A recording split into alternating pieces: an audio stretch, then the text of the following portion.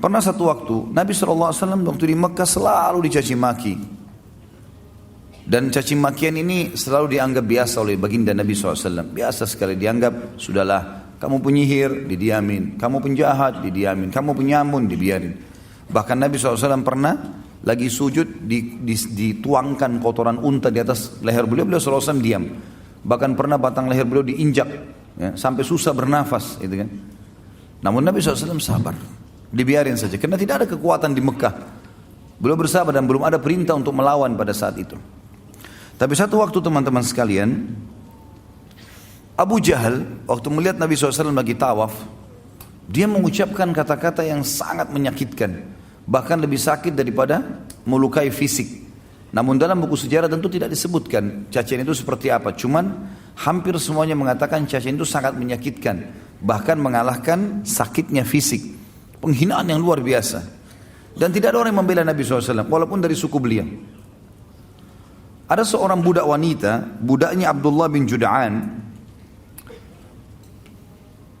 Abdullah bin Jud'an ini adalah orang yang terkenal, sangat baik sekali di Mekah. Hadis Aisyah mengatakan, ya Rasulullah, ibnu Jud'an. Orangnya sangat baik di Mekah. Sangat santun, suka silaturahim keluarga, suka bantu orang susah. Kata Aisyah, ya Rasulullah, dalam hadis Bukhari Muslim, ibnu Jud'an. Siapa yang tidak kenal kebaikannya di masa jahiliyah? Apakah bermanfaat amal-amal yang dia kerjakan? Kata Nabi SAW, tidak sama sekali. Karena dia belum pernah beriman kepada Allah. Dia tidak syahadat, tidak masuk Islam. Yang jelas Ibnu Jud'an ini, Abdullah bin Jud'an, tidak pernah membenci Nabi SAW. Tapi dia tidak masuk Islam. Ada budak wanitanya dia lewat melihat Nabi SAW dicaci maki dengan cara seperti itu. Dan dia tahu tuannya ini Abdullah bin Jud'an tidak membenci Nabi SAW. Maka dia pun berusaha mengangkat suaranya mengatakan, hai Quraisy, tidakkah kalian punya sopan santun? Kenapa kalian membiarkan ini? Kenapa dicaci maki? Enggak ada yang peduli. Apalagi ini budak wanita yang bicara. Maka budak ini lari keliling sampai dia keluar pintu gerbang Mekah yang dikenal dengan pintu Bani Syaibah. Begitu keluar di sana dia temu Hamzah. Hamzah baru pulang dari berburu. Lagi bawa singa, ya, di pundak kirinya dengan pegang busur panah. Dan ini yang buat ini cuma Umar bin Khattab sama Hamzah berdua. Kalau dua orang ini masuk ke Mekah sendirian, berburu, tidak ditemani sama teman-temannya, sendirian. Yang lain semua pada sibuk, pada mengajak teman-temannya kalau berburu untuk berjaga-jaga, dia enggak. Begitu lewat, budak ini mengatakan, wahai Hamzah, tidakkah kau mengetahui apa yang Abu Hakam lakukan terhadap ponakanmu Muhammad? Kata Hamzah, apa yang dilakukan?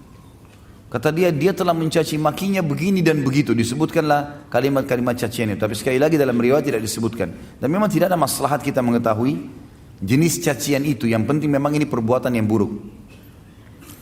Maka kata Hamzah, tidak ada yang membelahnya. Kata budak tersebut, demi Allah tidak ada. Maka Hamzah gak pakai tunggu pada saat itu. Sambil membawa singa, sambil memegang busur, langsung datangi Abu Jahal di dekat Ka'bah. Tidak pakai banyak ngomong. Singanya ditaruh di sebelah situ, kepalanya Abu Jahal dihantam dengan busur. Berdarah, luka. Karena Abu Jahal waktu itu dianggap rajanya Mekah lah istilahnya, orang yang dituakan di situ. Maka orang-orang sekitarnya mau membela. Kata Hamzah, silahkan. Maju silahkan. Siap untuk mati. Hamzah mau membela. Lalu dia mengatakan kepada Abu Jahal, hai Abu Hakam, berani benar kau caci maki ponakanku, sementara aku dalam agamanya. Kalimat itu, sementara aku dalam agamanya. Padahal Hamzah belum masuk Islam ini. Dia pun tidak tahu kenapa dia ucapkan kalimat itu. Maka Abu Jahal mengatakan, biarkan dia.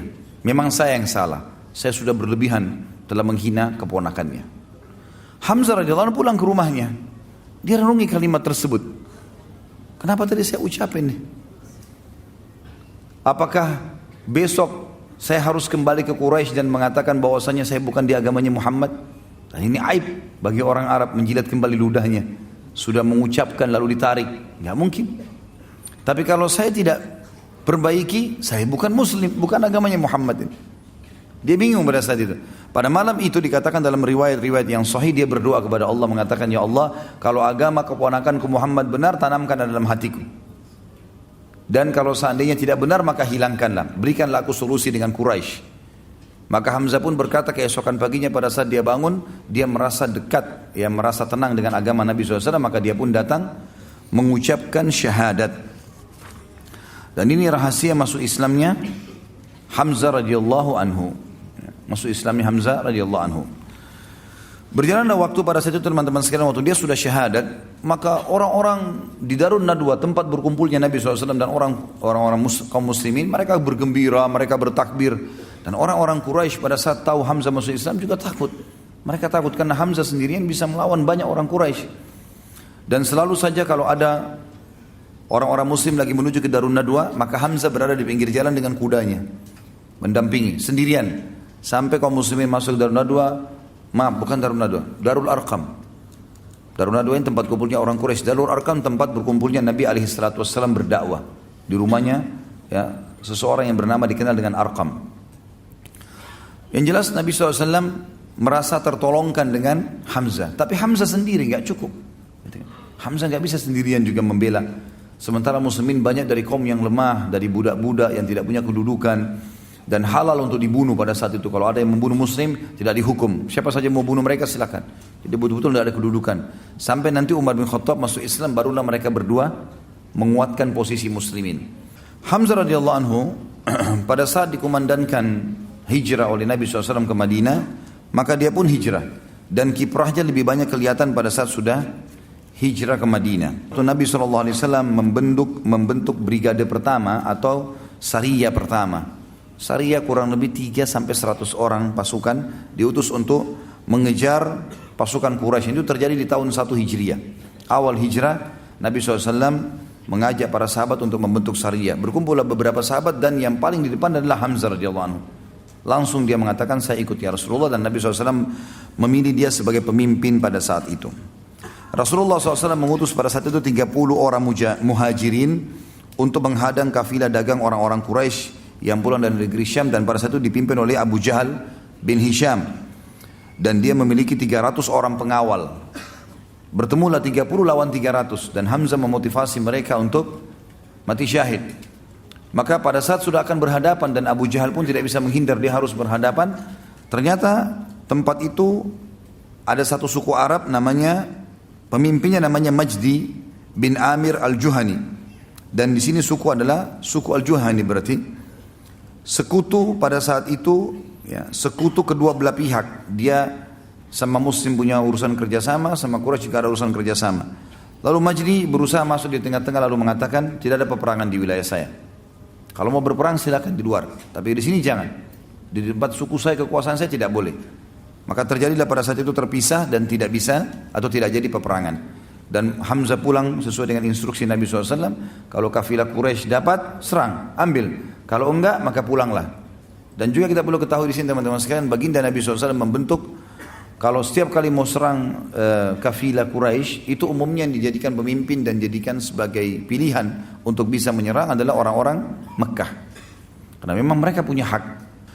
Kemudian teman-teman sekalian, kiprah di perang yang lain adalah Badr.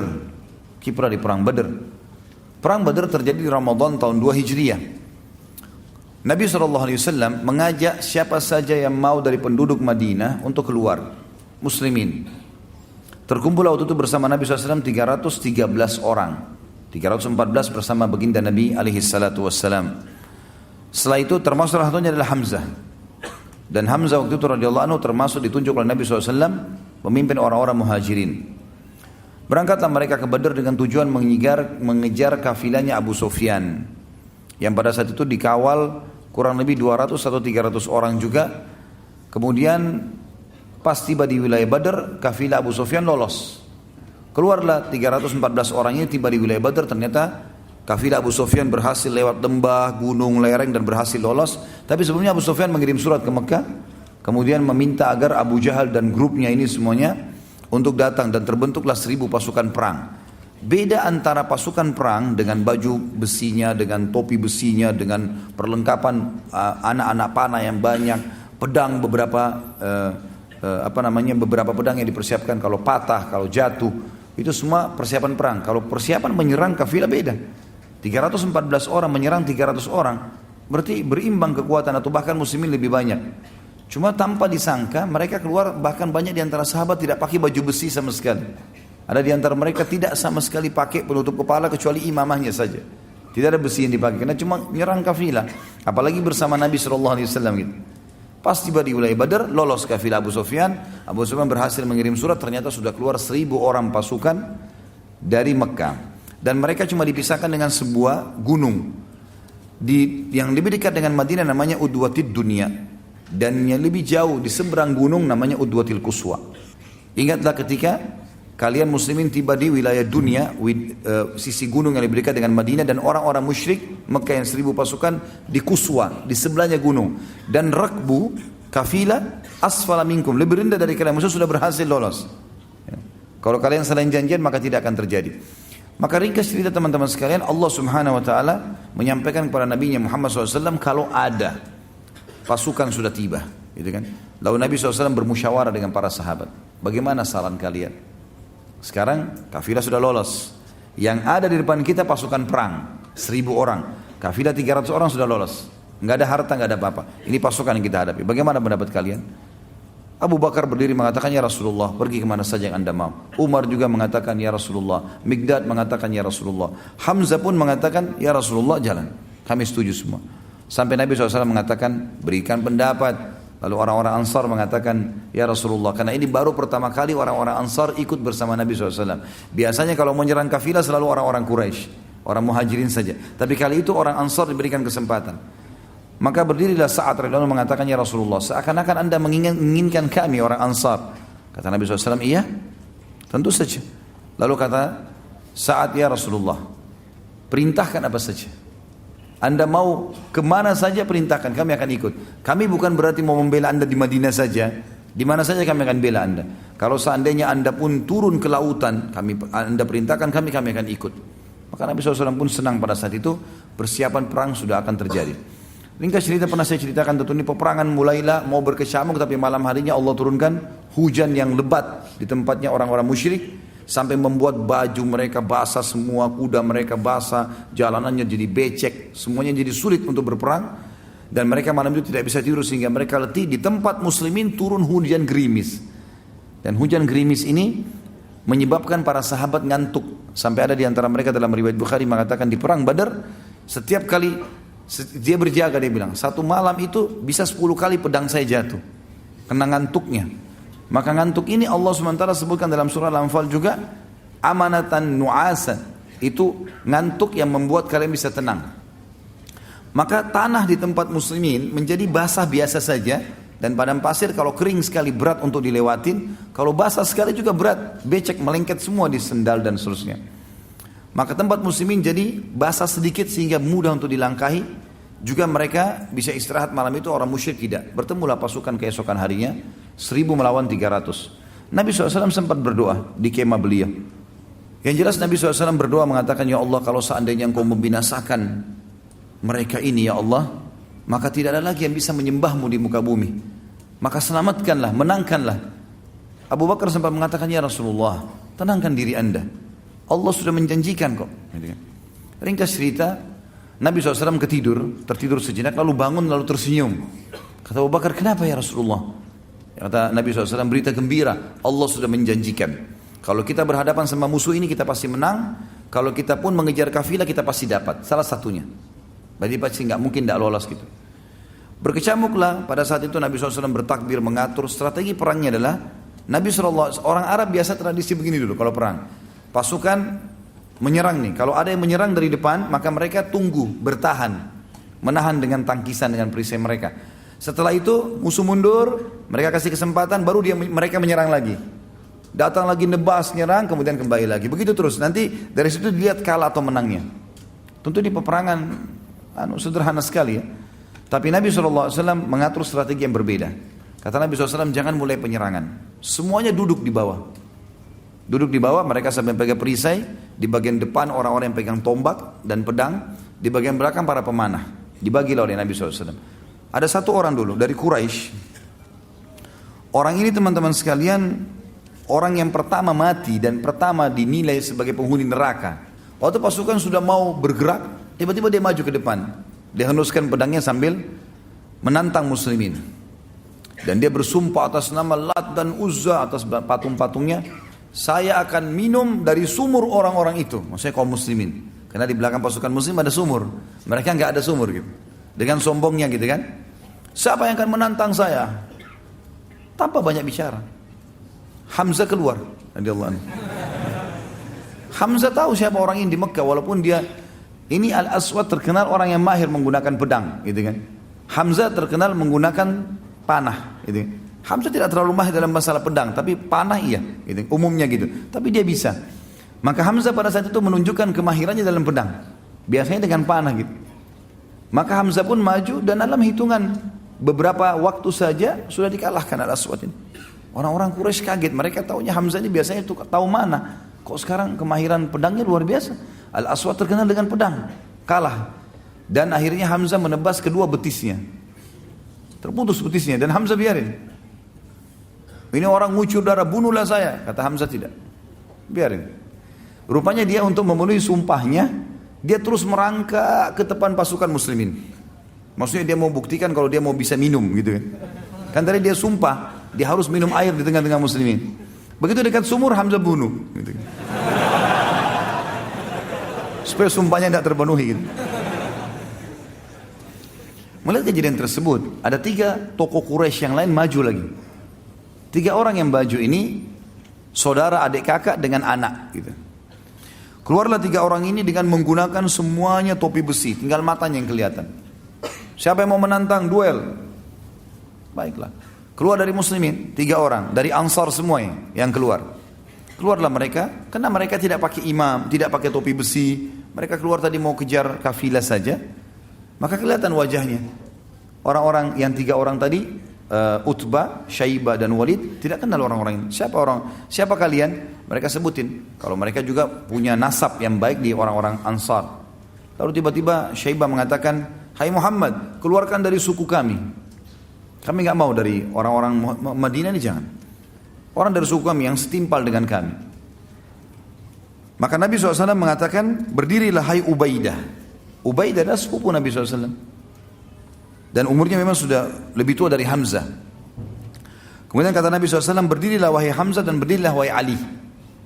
3-tiganya dari keluarga Nabi SAW. Untuk menunjukkan kepada mereka, bukan orang sembarangan saya kirim, keluarga saya juga. Saya akan korbankan mereka. Tanda kutip di sini ya, berkorban di jalan Allah maksudnya. Maka pergilah 3 orang ini berhadapan. Lalu karena ketiganya ini mengatakan, siapa kalian? Hamzah memperkenalkan diri.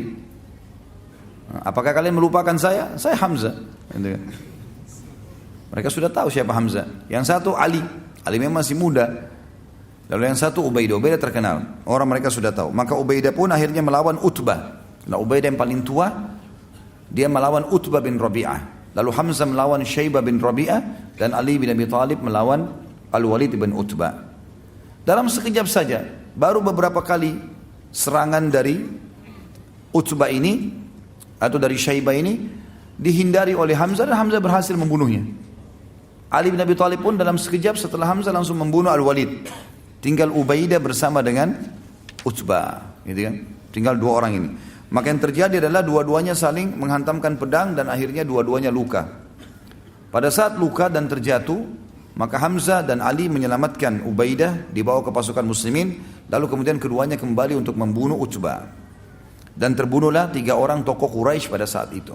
Yang jelas teman-teman sekalian, Hamzah pun akhirnya menyerang pemegang bendera pertama, dan biasanya pemegang bendera ini orangnya sangat kuat. Karena kalau bendera jatuh berarti jadi masalah. Dalam sedikit saja gerakan Hamzah berhasil membunuhnya. Dibantu dikelilingi oleh 3 orang sahabatnya, Ali, Subair dan juga Asim. Yang satu lagi berdiri, ada 11 anak orang dari turunan Abdiddar ini yang siap untuk ini kalau tidak salah nama ayahnya Talha, Abu Talha dikenal. Maka dibunuhlah yang pemegang bendera kedua, yang ketiga, yang keempat, sampai 11 orang pemegang bendera dibunuh semuanya. Dan dari 11 orang ini 9 orang dibunuh oleh Hamzah. Gitu kan? Hamzah adalah yang membunuhnya. Padahal Nabi SAW sudah mengatakan tidak akan bersatu antara seorang muslim dan kafir di neraka. Siapa yang berhasil bunuh satu orang kafir di kancah peperangan, kalau jihad yang benar, maka tidak akan bersatu antara dia sama kafir itu di neraka. Artinya dijamin masuk surga. Hamzah membunuh 9 orang pada saat itu. Ali membunuh 1, Zubair 1, Asim 1. gitu kan. Yang lainnya satu-satu. Hamzah 9. Pada saat 9 orang itu sudah jatuh, gitu kan. 11 orang itu sudah mati terbunuh. Tinggal ada satu orang budak lagi. Budak dari Abdiddar. Badannya sangat kekar, dia memegang bendera tersebut lalu dia menggoyangkan. Ya, pada saat dia lagi menggoyangkan itu, yang mengejar budak ini adalah Asim. Hamzah dengan Ali dan Zubair sudah melihat, oh sudah selesai, bendera sudah jatuh, nggak mungkin. Mereka pas mau balik ternyata budak ini berdiri. Asim lah yang mendekati. Ada satu perempuan, saudarinya 11 orang yang mati melihat. Ternyata 11 orang saudaranya mati semua di dekat bendera. Dan waktu itu Asim mau membunuh yang budak yang terakhir, yang ke-12 sebenarnya. Orang lain ini bukan orang yang punya kewajiban pada saat itu. Maka dia pun berteriak mengatakan, "Hai Quraisy," dia pikir Asim yang bunuh 11 orang ini. "Hai Quraisy, siapa yang bisa mendatangkan kepada saya kepalanya Asim, maka saya akan bersihkan otaknya, batok kepalanya, lalu saya isi dengan emas, sejumlah itulah punyanya dia. Lalu saya akan minum khamr di batok kepalanya." Perempuan itu berkata gitu. Akhirnya orang-orang Quraisy banyak yang mendekati bendera mereka pada saat itu. Dan berhasil, pada saat itu orang-orang Quraisy banyak mengejar Asim, dan Asim sempat mundur, ya, artinya mencari lowongan kesempatan untuk menyerang yang lainnya. Sampai akhirnya orang-orang Quraisy terkalahkan pada saat itu karena budak ini berhasil dibunuh lagi oleh Hamzah. Jadi Hamzah memanuver dari belakang pasukan dan membunuh budak ini sehingga bendera jatuh. Dan waktu itu sudah tidak ada lagi berani yang memegang bendera karena bendera ini tertancapkan dan di situ ada 12 orang yang memang ditugaskan Quraisy untuk memegang bendera. Maka kocar-kacirlah pasukan ini, bubar semuanya, gitu kan. Jadi kita bisa katakan teman-teman sekalian, kemenangan di Badar disebabkan oleh siapa? Setelah Allah SWT, Hamzah. Karena Hamzah membunuh 10 orang sekarang. 9 tadi dari memang pegang bendera, yang satu ini adalah budak yang juga memegang. Dan akhirnya gara-gara itu lemahlah pasukan Quraisy, terkalahkan mereka. Pada saat itu teman-teman sekalian, menanglah muslimin dan dikatakan dengan hari Furqan. Dan Nabi SAW mengatakan, Allah telah memberitahukan kepadaku bahwasanya penghuni Badar yang hadir di Badar boleh berbuat apa saja dan Allah sudah maafkan kesalahan mereka. Dan Hamzah adalah salah satunya. Ternyata pada saat pulang ke Mekah, Abu Sufyan merasa terpukul karena di perang Badar semuanya tokoh-tokoh mereka mati. Abu Jahal, Umayyah bin Khalaf, tadi Utbah bin Rabi'ah, Syaibah bin Rabi'ah, Al-Walid, ini semua tokoh-tokoh Quraisy mati semua. Ya, Quraisy banyak sekali, sekitar 70 atau berapa orang yang mati semuanya. Maka Abu Sufyan bilang, jangan ada yang bersedih. Nanti muslimin merasa tamak dengan kita. Kita harus bentuk pasukan, tahun depan serang. Tahun depannya, tahun 3 Hijriah terjadilah perang Uhud. Ya. Waktu pasukan Quraisy keluar dari Mekah jumlahnya 3.000 orang, Nabi SAW mendapatkan wahyu untuk perang Uhudnya. Nabi SAW musyawarah dengan para sahabat, dihadiri juga oleh Hamzah pada saat itu. Ini orang-orang Quraisy sudah keluar dari Mekah nih. Mereka sudah menuju ke Uhud, dan Uhud itu masih wilayah haram. Wilayah haramnya Madinah, tapi di luar pintu gerbangnya Madinah. Jadi kalau Madinah dulu ada benteng yang besar, Uhud di luarnya, pas keluar pintu gerbang langsung Uhud. Walaupun dia masuk wilayah haram, makanya sekarang masuk wilayah Madinah. Quraisy sudah akan menuju ke situ dan sebentar lagi tiba. Maka Nabi SAW musyawarah dengan para sahabat. Jadi perjalanan Mekah Madinah itu 3 hari. Ini tinggal 1 hari lagi perjalanan Quraisy akan tiba dan Nabi SAW dapat wahyu. Maka yang terjadi apa jalan keluarnya? Keluar menghadapi atau bertahan di benteng Madinah? Bermusyawarah. Begitu Nabi SAW mengatakan bagaimana pendapat kalian? Yang paling pertama bicara Hamzah. Radhiyallahu anhu, ya Rasulullah, keluar saja, hadapi mereka. Apa yang harus kita takuti? Gitu. Ada beberapa orang di antara sahabat yang setuju dengan pendapat itu. Ada juga yang mengatakan tidak ya Rasulullah, kita bertahan saja di Madinah. Di antaranya yang banyak mau bertahan di Madinah pada saat itu adalah orang-orang munafik. Orang-orang munafik. Ya. Tentu ada di antara sahabat yang normal, artinya bukan munafik, tapi kebanyakan mendapat orang munafik ini. Nabi SAW sempat bilang, saya bermimpi semalam, saya melihat pedang saya bengkok, kemudian ada sapi yang disembelih, kemudian saya masuk ke sebuah benteng yang besar yang saya berlindung padanya. Kata para sahabat, apa takwilnya ya Rasulullah? Kata Nabi SAW, kalau pedang bengkok ini berarti ada kerabat saya yang akan mati. Dan masalah sapi yang disembelih berarti ada sahabat saya yang meninggal dunia. Dan benteng yang kokoh adalah kota Madinah. Kata mereka, kalau begitu ya Rasulullah, bagaimana pendapat anda? Nabi lihat pendapat mayoritas keluar. Maka kata Nabi, baiklah kita keluar saja hadapi musuh. Gak usah bertahan di benteng Madinah. Nabi SAW masuk ke dalam rumah beliau, lalu kemudian pakai baju perang, siap semuanya. Suruh Aisyah siapin semua perbekalan. Begitu beliau keluar, rupanya para sahabat sempat diskusi, diantaranya Hamzah. Kayaknya kita sudah memaksa Nabi SAW keluar. Nabi sepertinya lebih cenderung untuk tidak keluar, bertahan di Madinah gitu kan. Maka kata Hamzah, coba kita ke rumah Nabi SAW, bicara coba. Siapa tahu memang beliau tidak mau keluar. Tapi Nabi SAW pas Hamzah tiba di rumahnya Nabi sudah keluar. Di atas kuda, sudah pakai baju besi, sudah pakai perisai, pegang perisai pedang dan seterusnya. Maka kata mereka Hamzah dan teman-temannya, ya Rasulullah, kayaknya kami memaksakan anda keluar. Kalau anda mau tinggal di Madinah nggak masalah. Maka keluarlah hadis Nabi SAW yang mulia, tidak layak bagi seorang Nabi yang sudah pakai baju perang, masih punya pilihan ragu untuk tidak berperang melawan musuh. Kalau sudah pakai baju perang begini nggak ada ceritanya, nggak boleh lagi dibatalin, gitu kan? Tidak layak seorang Nabi sudah mempersiapkan untuk perang lalu kemudian dia membatalkannya sampai Allah menunjukkan dia kayak menang atau musuhnya yang menang. Maka akhirnya pasukan pun keluar. Teman-teman sekalian, masuklah pada saat itu di wilayah Uhud. Nabi SAW keluar dari benteng. Tentu kita sudah tahu di perang Uhud Nabi SAW taruh 50 pemanah di atas gunung pemanah. Nanti akhirnya ada 43 orang yang turun dan meninggalkan instruksi Nabi SAW sehingga menyebabkan kalah. Kemudian ada 7 orang yang dibunuh oleh pasukan Khalid bin Walid. Yang jelas pasukan Quraisy 3.000 orang, 2.800 di kancah peperangan, 200 orang di sebuah lembah di dekat gunung pemanah dipimpin oleh Khalid bin Walid pada saat itu. Dengan Amr bin As, 2 orang ini terkenal pada saat itu, nanti dia masuk Islam tentunya.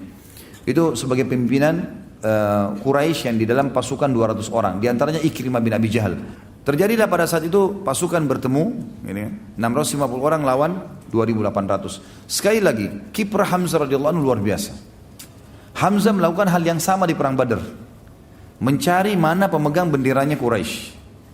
Dia sepakat lagi sama Ali, Zubair, Asim yang lalu-lalu semuanya, dan ada beberapa orang sahabat sampai 7 orang siap untuk menyerang bendera. Begitu takbir, percikan takbir, maka terjadilah pada saat itu peperangan dan berhasil membunuh banyak sekali pemegang bendera. Setiap pegang mati, setiap pegang mati. Akhirnya Quraisy kocar kacir. Ditambah lagi dengan pemanah yang 50 orang di atas ini luar biasa. Memanah ke arah pasukan Quraisy. Kalau 50 anak panah lepas dan tepat sasaran 50 orang mati seketika. Dan orang-orang pemanah ini mahir, melempar panah, cabut lagi dengan cepat sekali. Dalam satu kotak bisa 100 panah, gitu kan. Kemahiran yang luar biasa sebenarnya.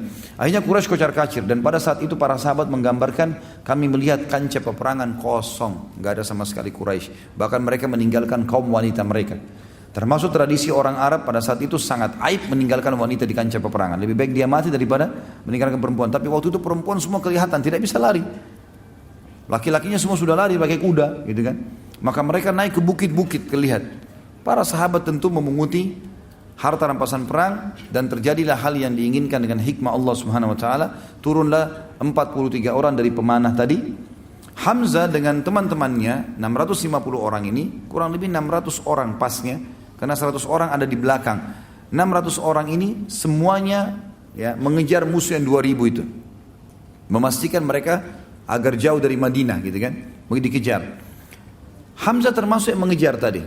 Ada sebagian orang yang memungut harta rampasan perang, sekitar mungkin 100 orang kalau kita total jumlahnya, bersama dengan 50 orang pemanah di atas. Makanya 43 orang dari pemanah mengatakan kayaknya sudah habis nih, sudah nggak ada lagi musuh. Ayo kita turun. Abdullah bin Jubair pemimpin mereka di atas bukit pemanah mengatakan jangan. Rasulullah SAW menginstruksikan jangan turun, menang atau kalah. Maka mereka mengatakan tidak ada lagi, hai Abdullah, apalagi mau ditunggu. Mereka turun akhirnya berkhianat di sini tanda kutip. Lalu Khalid bin Walid melihat kejadian tersebut putar dari lembah, naik ke atas gunung membunuh 7 orang. Kemudian Khalid bin Walid menyerang dari belakang. Pada saat diserang dari belakang teman-teman sekalian, maka 600 orang tadi sudah jauh ke depan. Yang di bawah sisa 100-an saja. Maka ini diserang oleh Khalid bin Walid. Terjadilah pada saat itu korban yang sangat banyak, luka, mati dan seterusnya.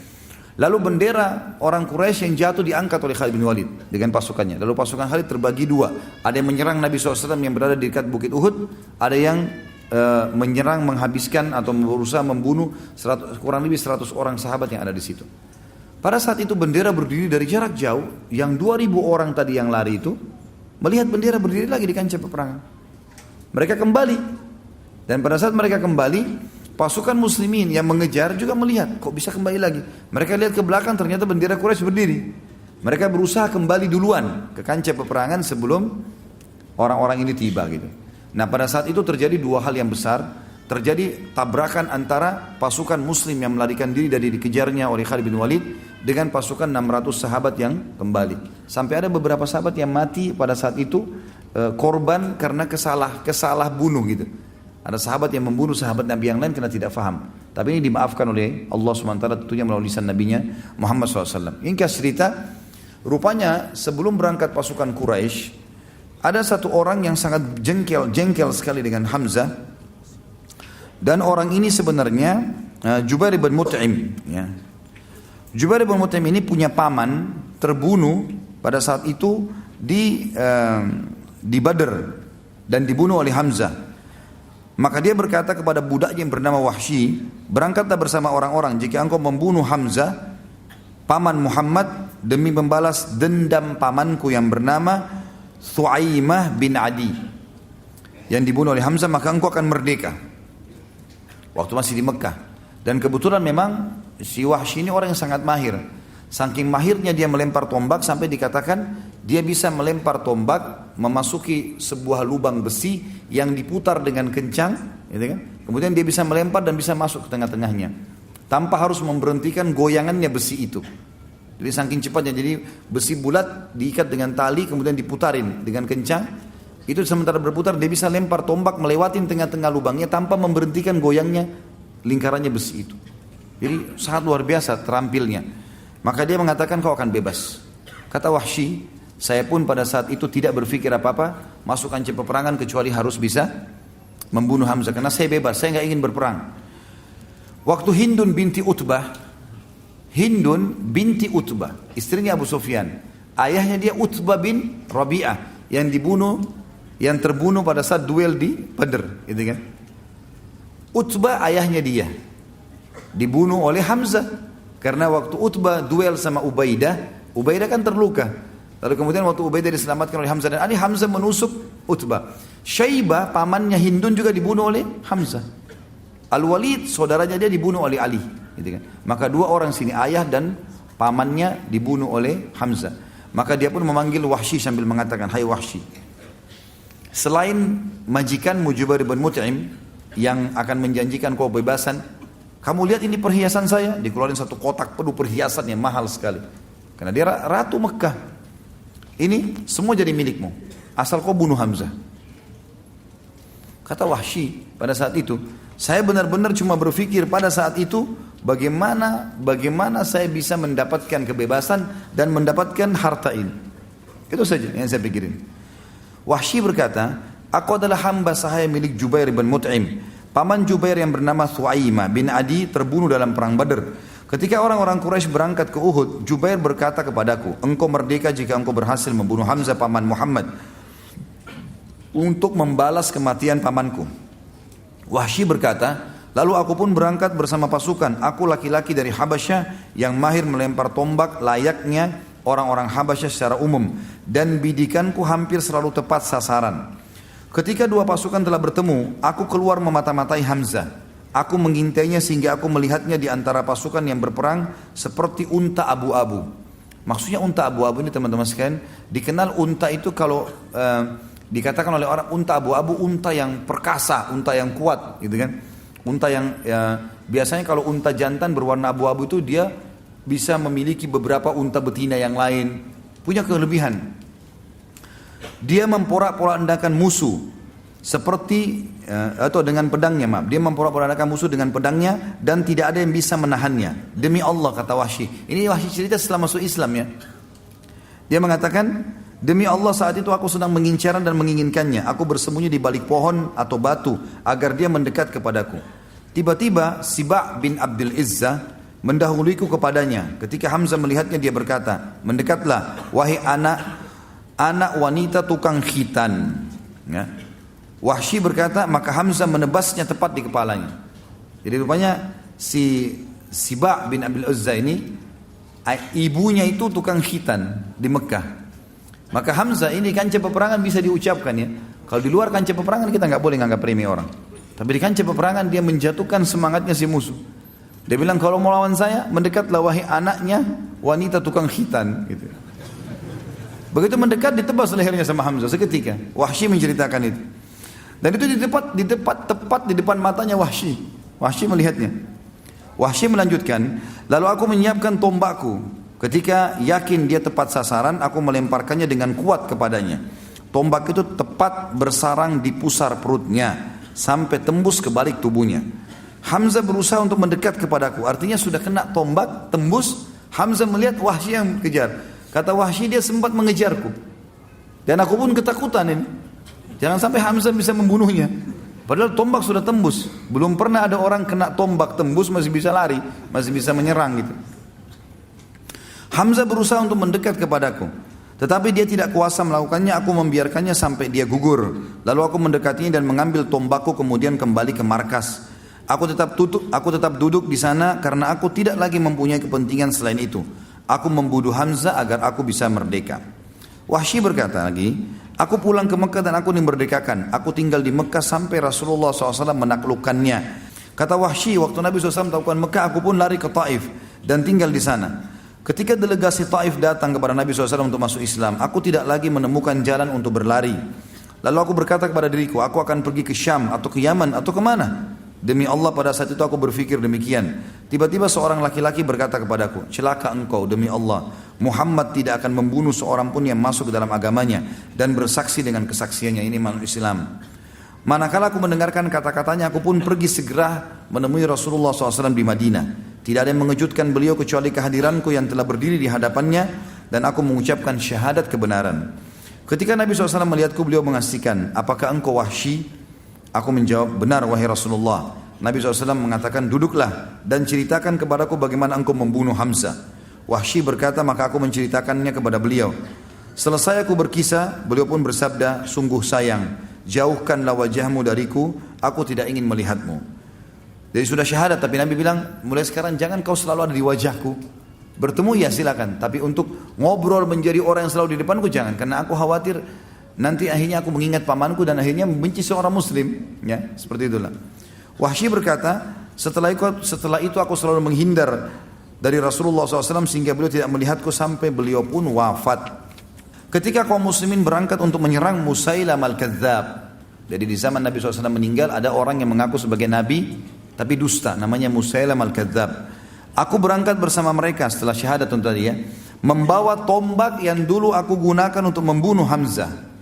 Ketika kedua pasukan bertemu, aku melihat Musailamah dengan pedang di tangannya. Demi Allah aku tidak mengenalnya. Tiba-tiba seorang laki-laki Ansar mengincarnya dari sisi yang lain. Masing-masing dari kami mengincarnya. Ketika pulang itu pun tiba, aku melepaskan tombakku dan menancap tepat di tubuhnya. Lalu orang Ansar itu melengkapinya dengan menebasnya dengan pedang. Hanya Allah yang mengetahui siapa dari kami yang membunuhnya. Jika aku yang membunuhnya, maka aku telah membunuh sebaik-baik orang setelah Rasulullah SAW, yaitu Hamzah. Dan aku juga telah membunuh seburuk-buruk orang, maksudnya adalah Musailamah al-Kadzdzab. Dalam riwayat lain teman-teman sekalian dikatakan Wahsy berkata, pada saat aku berusaha menombak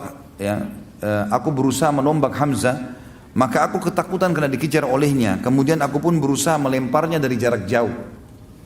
Sampai akhirnya tombak itu tersasarkan ke perutnya dan tembus ke belakang. Dia pun sempat mengejarku dan aku ketakutan jangan sampai Hamzah mendapatiku. Itu tambahan riwayat. Riwayat yang lain, riwayat juga tambahan di akhirnya mengatakan, aku pun pada saat itu gelisah semenjak Nabi SAW tidak mau melihat wajahku. Ya, artinya Wahsy untuk menghindar. Ya. Maka dia mengatakan, aku merasa ini dosa yang sangat besar dan aku tidak bisa mengobatinya kecuali aku harus membunuh musuh Allah yang juga besar sehingga bisa mengobatinya. Maka pada saat terjadi perang melawan Musailamah al-Kadzdzab di zaman Abu Bakar radhiyallahu anhu, maka aku pun ikut dan aku pun mencari Musailamah al-Kadzdzab sampai aku melihatnya dan aku mempersiapkan tombakku yang aku gunakan untuk membunuh Hamzah dulu dan aku melemparkan di titik yang sama. Jadi dulu di perutnya, ini juga di perutnya sampai tembus ke belakang sebagaimana dulu Hamzah terbunuh. Kemudian aku mencabut tombakku dan aku pun mengatakan kalau aku membunuhnya, dan ada orang Ansar datang menebasnya dengan pedang. Maka aku mengatakan aku telah membunuh manusia yang paling buruk sebagai balasan telah membunuh manusia yang terbaik, maksudnya Hamzah. Seperti itulah riwayatnya. Teman-teman sekalian, pada saat Hamzah radhiyallahu anhu mati di sini, terbunuh mati syahid, Maka Nabi SAW waktu lihat jenazahnya dalam sebuah riwayat yang sahih, riwayat Bukhari, kata Umar bin Khattab, kami belum pernah mendengarkan Nabi SAW menangis terisak-isak seperti pada saat melihat jasad pamannya Hamzah. Ternyata muslimin terdesak. Pada saat perang sudah mulai banyak yang kalah, maka muslimin terdesak. Dan Nabi SAW kita tahu dipukul oleh Ibnu Qami'ah, ya, sampai pelipis beliau berdarah alaihissalam, pipi beliau tertancap dengan besi, ya, sampai Abu Talha menarik dengan giginya, gitu kan. Talha bin Ubaidillah menarik dengan giginya, gitu kan, sampai giginya tanggal. Kemudian ada beberapa sahabat-sahabat yang membela Nabi SAW sampai akhirnya terdesak sekali karena pundak kanan dan pundak kiri Nabi dipukul oleh Ibnu Qami'ah. Kata Abu Sufyan, telah terjadi mutilasi di pasukan kalian dan itu bukan saya yang perintahkan. Saya tidak larang, saya juga tidak perintahkan. Maka jangan bawa-bawa ini kepada saya, gitu. Ternyata memang Hindun pada saat mendengarkan, melihat Wahsy mengatakan, hai Wahsy, di kancah peperangan, apa kau berhasil membunuh Hamzah? Dia bilang iya, berhasil. Kata Hindun, mana dia? Cari jasadnya, dicari jasadnya, gitu kan? Dan ditemukan Hamzah, ternyata dia meletakkan bulu burung merpati di baju besinya. Itu ciri khasnya beliau. Dan nanti dikenalnya Hamzah juga pada saat itu karena adanya bulu itu yang dipenuhi dengan darah. Maka Wahsy pun mengatakan itu sana, yang di dadanya ada bulu merpati. Hindun pun mendekat, lalu Hindun menyuruh agar hidungnya dipotong, radhiyallahu anhu. Kemudian juga dibelah dadanya dan dikeluarkan jantungnya. Ya, Hindun pun berusaha memakannya karena jengkelnya ayahnya dan pamannya terbunuh, tapi dia tidak mampu dan dia membuangnya. Jadi pemandangan yang sangat luar biasa. Bayangkan kalau paman kita seperti ini, hidungnya terpotong, darah semuanya, kemudian dadanya terbelah dan jantungnya kecabut dan dibuang begitu saja di situ. Maka Nabi SAW waktu itu menangis terisak-isak. Tapi wahyu datang. Jibril datang menyampaikan kepada Nabi SAW dan mengatakan, dan beliau menyabdakan ini kepada para sahabatnya, Hamzatu sayyidu syuhada'i yawmal qiyamah. Hamzah ini pemimpinnya para syuhada di hari kiamat nanti. Jadi enggak usah kau sedih hai Muhammad, ini bukan cuma mati syahid biasa, dia akan jadi pemimpin para syuhada di sana, ya, di akhirat nantinya.